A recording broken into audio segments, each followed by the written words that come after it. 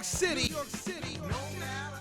as we proceed to give you that good weed.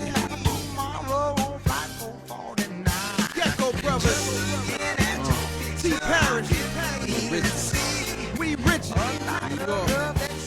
Welcome to Big Walk Weekly Review. This is Tila Williams, and I am here with the Gecko Brothers down in Harlem. What's up, fellas? How you doing? It's good. Good. Right. All right, let me introduce them real quick for those who have not paid attention to my Facebook or Twitter or any other social network that I ever go to. This is Priest right here. Yes. And John O right Actually, here. I'm Priest. He's John. Oh my God. Got it backwards. I got it backwards, y'all. No, I'm just joking. I'm Priest Family, I'm John O. and we're the Gecko Brothers. That's what's up. Now, how long have you guys been together? Well, we've been the Gecko Brothers for about 6-7 years now. Yeah, it's been about 6-7 years putting this situation together and really just going out promoting it. All right. So what brought y'all together? Priest was a producer on a couple of mixtapes that I had done in the early days. And what happened was he was getting ready to do an album with his cousin. Right. And that didn't pan out the way it was supposed to. He asked me, hey man, I want to do this situation. While me and you get together, being that we have already done a bunch of songs together for your mixtape, let's just get together and do this Gecko Brothers thing. And that's how it came about. Now, when y'all first got together, what kind of flavor was y'all looking for? You know, it's interesting. Well, you know, to give you the whole backstory, John and I both knew each other from kids. Okay, and we both did music. John had a record deal on a big, nice independent, a big, nice major label, Polygram. You know, I had a deal on a small label. Dude, could you tell him to get to the point without going around the whole... We both got our record deals at the same time. Right. So we both dabbled in the music, and through that whole experience, what we knew was when we did this situation, we wanted to do something that was going to be independent and that was going to give us the autonomy we needed to be free. Right. So I can't say we were looking for a flavor as much as I can say we were looking just to put out quality music without the shackles that come with being on a record label. Let's talk about those shackles for one thing, because BigWalkTV is all about promoting independence. That's the whole, you know, purpose of our being, is anything that has to do with independent filmmaking, music, or whatever. That's what we're trying to promote. So let's talk a little bit about the shackles, just a little bit, because I don't want anybody to feel like we're back in Toby days. Right. So how did you think that the labels influenced what was trying to go down in the studio? Well, being that I was kind of on a major label, I want to say this. As far as I'm concerned with the deal that I had, I can't say for me that they were really pushing. Like today, it's a total different. The way they do things now is totally different than what they was doing in the 90s.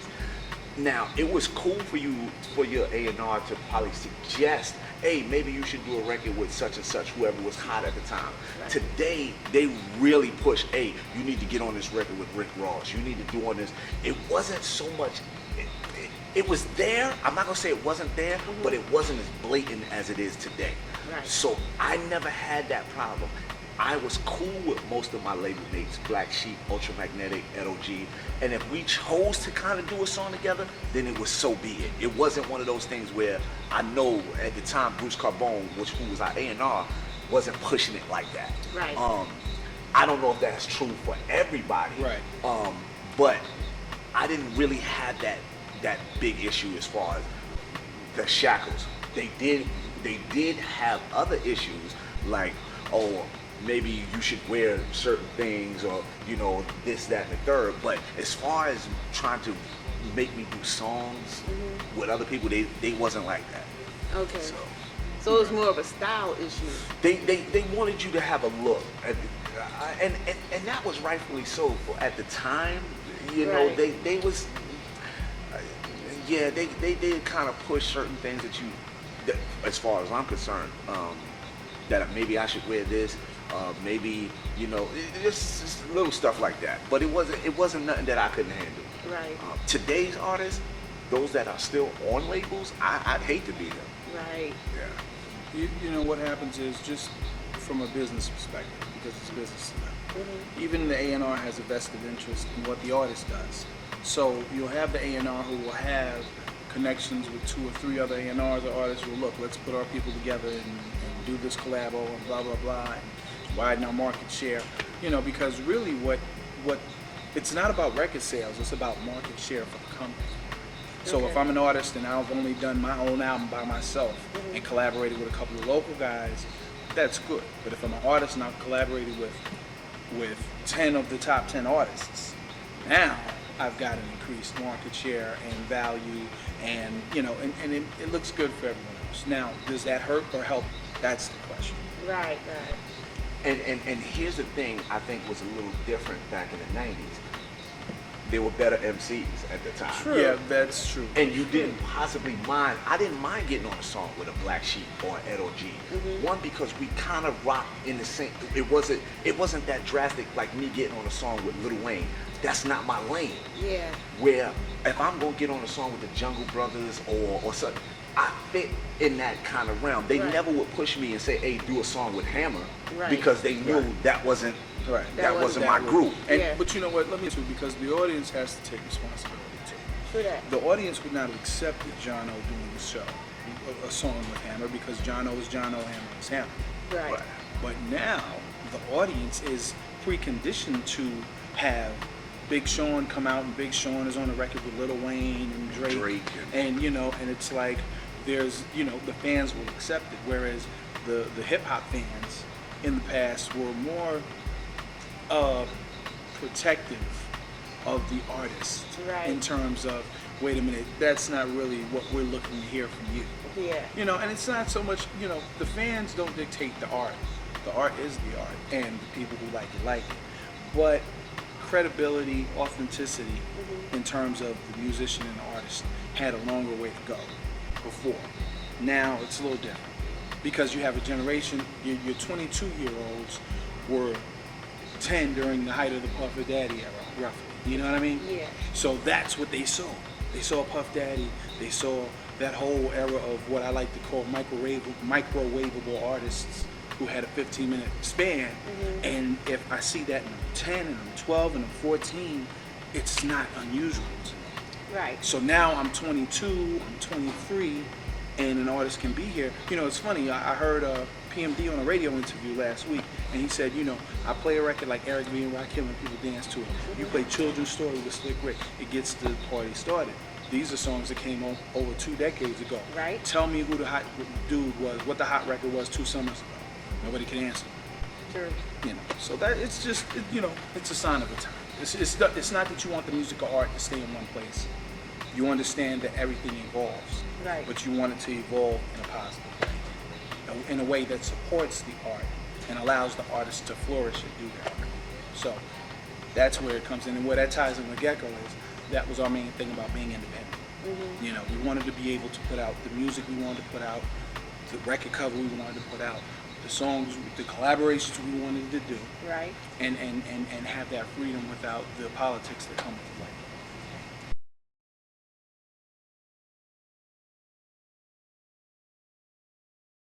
Gecko Nation, it been in effect. Go get a late pass. But this time around, it takes a nation of geckos to hold us back. Say turn it up. Now listen, cause what you gotta do is turn it up. All we want y'all to see is how to turn it up. Each and everybody gotta turn it up. Come follow me and just turn it up. Come to free your mind up from their control. Let me hear you say turn it up. Each and everybody say turn it up. Say Gecko Brothas, look, we not to be confused with them other brothers. Preach forever would never lose. Better medicate for pain, and I'm bringing this what it came to. And watch it don't for nobody. That should be what them lames do. Word could get given to David Blaine. Magically disappearing like Lindsay McCain do. Listen, all I know is this religion I'm spitting. And Priest, your favorite rapper, ain't fucking with him, not on his first date. You like a fiend of that cop, double or third state. A broad you tricking the pop, then beat it in the worst way. The only competition I ever see in the mirror, he looking at me like niggas stop playing. You got to teach him how to turn it up louder. Got the game under pressure like Peruvians start facing the powder. These rappers out here now, either you bitter me, you whack, they haven't learned it up. So Gecko come to give them a clinic on what to spit and how to turn it up. Now listen, cause what you gotta do is, all we want y'all to see is how to, each and everybody gotta, come follow me and just, we come to free your mind up from their control. Let me hear you say, each and everybody say, listen, I live life, live love, and I live free. Stay Gecko, because I'm 143. That's what I rep every time I hit the stage. Cameras flashing, paparazzi on the front page. John O is the name of big rap star. Nope, not me, but I have come real far. Acting 2 when I live on your TV screen. Everything I wanted, I achieved all of my dreams. Now I'm blazing cats up in this rap game. Because of Priest forever, everybody knows her name. A force to be reckoned with, please believe me. And when we on stage, see, we make it look easy. You can't do what we do because we Gecko. You're an amateur, we're professional. I'ma give it to you raw and uncut. When the Gecko's in the house, bitch, you better turn it up. Now listen, cause what you gotta do is, all we want y'all to see is how to, each and everybody gotta, come follow me and just, we come to free your mind up from their control. Let me hear you say, each and everybody say. I look at the artists that come out today, it's like you said the exact same thing with the other dude. I mean, there's only so many ways you can say booty. You know. Well, you know, I mean, you know, the artists of today, you know, when I look at a lot of what I see, and I really, you know, you have to realize everyone has a different point of reference in hip hop. So if someone's point of reference is fabulous, then that to them is the definitive hip hop dude, and that's the litmus test by which they judge everything else they hear. Unfortunately, the way radio is, you don't hear the wide variety of music you used to hear. So, you know, but it's supposed to evolve and change. I'm all for the new artists doing what they're doing. I just feel as though there has to be a standard that is met before someone is qualified as this. There's no qualifying, there's no qualificating mark that you have to meet. There's no qualifying mark you have to meet anymore. Now you just have to be there. You know, whereas before you wanted to be an MC, you wanted to come on the other side of them ropes. You had to be nice. Right. One of the things that I wanted to talk about was marketing style. I'm trying to remember if it was Soulja Boy who would mislabel his songs and somebody else's on BitTorrent and things like that. And so he got a lot of downloads when people was thinking they was downloading Jay-Z and they was getting Soulja Boy, and then he blew up in that fashion. And that's where that standard comes in. But, you know, how do you think that, does that help or hurt people like in your situation now that's trying to come up? Well, let me just say this. Anybody that's looking for Soulja Boy, not looking for Gecko Brothas. True. So, but they wasn't looking for him and the Gecko. They was looking for Jay-Z and got Soulja Boy. Okay, well, anybody that's Soulja Boy wouldn't tag himself with Gecko Brothas. Let's just say that. He wouldn't do that. I think as far as today is concerned, I don't knock a person for trying to get their stuff played. That was a genius thing for him to do because it helped him get downloads. And then those who listened to the music and liked it went and researched more on the kid. Great marketing strategy as far as I'm concerned for him. Right. For us, I think that we would never do anything like that because we're too, and I don't want to sound narcissistic, but it's we're a rapper, not narcissistic. Okay. Yes, I know, right. I don't want to sound that way, realness of what we do to try to come up with some silly marketing scheme to help sell our music. I think the music is good enough to sell itself. So we don't have to go ahead and play that game of, okay, let's tag ourselves with Soulja Boy or whoever the hot person is. And we want our music to stand on its own. This is strictly Gecko. We don't want to be associated with that. And there's nothing wrong with that. I'm not dissing anybody. I'm just saying we want to build our fan base and our following on the merit of the music and what we do. So all the little tricks, and here, I'm a YouTuber, so I know the little tricks of the trade, and I'm not against that. When it comes with our music, I don't play that game. If I want to do that for my sketches, that's fine. But I cannot do that for that because there's a difference. We have a different fan base for music and my acting. And I want my fan base to respect us and not be like, yo, why I went to get a Jay-Z and I got this garbage, blah, blah, blah. I don't want to hear that. I want them to hear it on their own and say, yo, this is dope. Or this is whack. Whatever. So.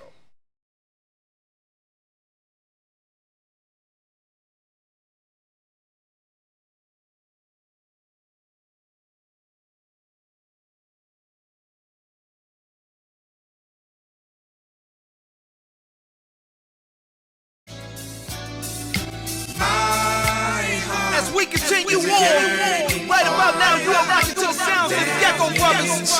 Gecko Nation stands up. Priest for every time who does it again. And then call this one. Hold your hands high. Right about now, shout out to the Gap Band. Rest in peace, Bobby Wilson. Do it to him, let's go. Come on. Just be that coolin' out, sippin' on something for you to vibe. I don't need to pull a weapon, cause I'm sure you got your hands high. Now get your hands high. Now hold your hands high.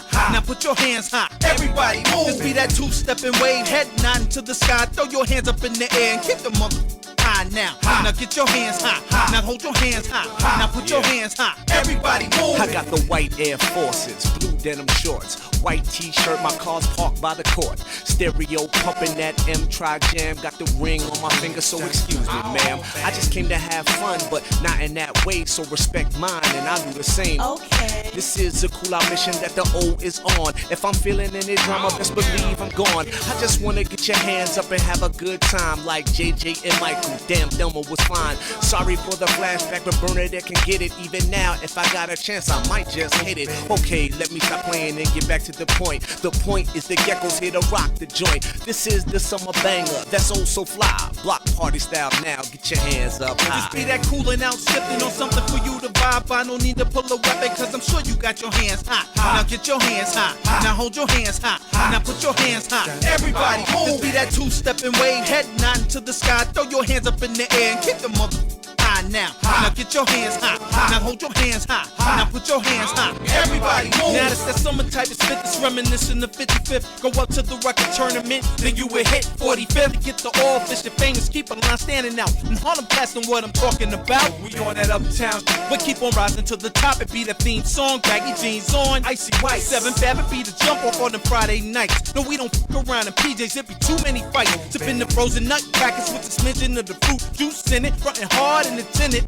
Pumping Ron G to kick a pre-tables in it. Star Child, Brucey B and Starsky was in it. Hollywood at SNS and I got a hit. On 25th on Saturday to cop the Yankee fitted. Keep them fresh, oh yes. And I'm a sport, my way you going line of chickens who would walk by. Acting like they couldn't speak. Harlem Week is like a tradition even though it's a month long. Harlem Day Parade celebrating in the love strong. Barbecue sipping Henny out of white cup. Summer keep it Gecko when people's putting their hands up. See that coolin' out, sipping on something for you to vibe. I don't need to pull a weapon cause I'm sure you got your hands high. Now get your hands high. Now hold your hands high. Now put your hands high. Everybody move. Just be that two-stepping wave, head nodding to the sky. Throw your hands up in the air and kick the mother high now. Now get your hands high. Now hold your hands high. Now put your hands high. Everybody move.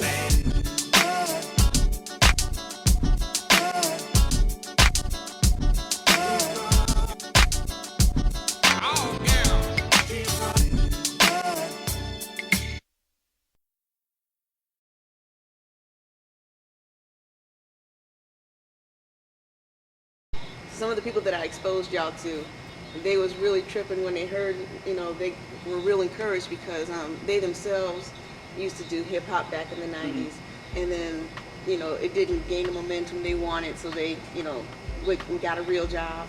And then once they heard you, they were inspired to say, oh, okay, so I'm not too old yet. So do y'all get that knock? You know what? I'll be honest with you. First of all, you know what?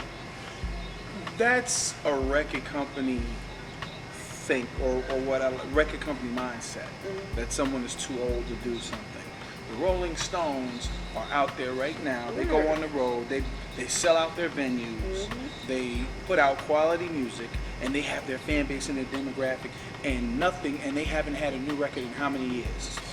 You understand? And I see a bunch of Jagger's acts. 106. You know what I'm saying? I see a bunch of acts that go out and do it, and not just, you know, hip hop is really the only genre that you get that in. Pop too. I will say pop as well, where they want you to be in that 17 to 24-year-old demographic, and once you're past that, they don't see a value to it. Right. And it's really more so the case in hip hop, because now that everything is a fast food kind of mindset in terms of the music, you can be hot 3 summers. You know, where's Jaquan? You know what I mean? Where's Gucci Man? Where's Mims? What's his name? Who was hot in the summer? The southern artist out of Atlanta, who had the hottest record in the world, 2 or 3. I can't even remember his name. You know what I mean? Yeah, And it's don't like, get me lying. you know, so people get used to that. But here's what it is. O and I don't do this. We're not doing hip hop. We are hip hop. Right. So when it is your culture, when it is your fiber and the makeup of your being, then when that is the case, you don't ever have to worry about people saying how old you are or anything else, because they can see that it's real. And once people see the authenticity, you know, it's something. And then, you know, the thing about it is, I mean, Gecko Brothas, man, you could put us on stage with anybody from 12 to 64. They're gonna have to work that night, you know, because we have a high energy show. And even the albums, you know, it's about the music and the art. And, you know, people got to get out of that mindset of letting age and what other people think dictate their actions. O and I just put out music because we are this, and we're good at this, and this is what we do. So we're serving the art. That's bottom line. I see Run DMC got a show coming up next month. And yes, and I'm kind of glad. I know they said they wasn't going to do it no more without Jay, but Yeah. I kind of respect the fact that because they technically are Rolling Stones of hip hop. True. Right. And I know, because I've seen Big Daddy Kane, Dougie Fresh, Chuck Houdini. Rock, Houdini, all of these guys out there able to still tour and pack them in. That's right. Run DMC could do just the same thing, and they would be considered our And Rolling give a Stones. show And give a show. that is more entertaining than a lot of what is accepted as a show on the hip hop circuit, or in the rap circuit, I should say. Real true. Yeah, you know what I Because mean? I would pay to go see Run DMC, and though I've seen them hundreds of times as a kid, I would go just because, 1, for nostalgic reason, 2, because I know I'm going to be entertained, True. 3, I'm going to hear songs that I know and I like to sing along with. Absolutely. And you're going to get a show. You're going to get your money's worth. You won't get someone just doing a 3-step all night in Or one 50 spot. dudes on a stage with 7 mics and everybody talking. Yeah.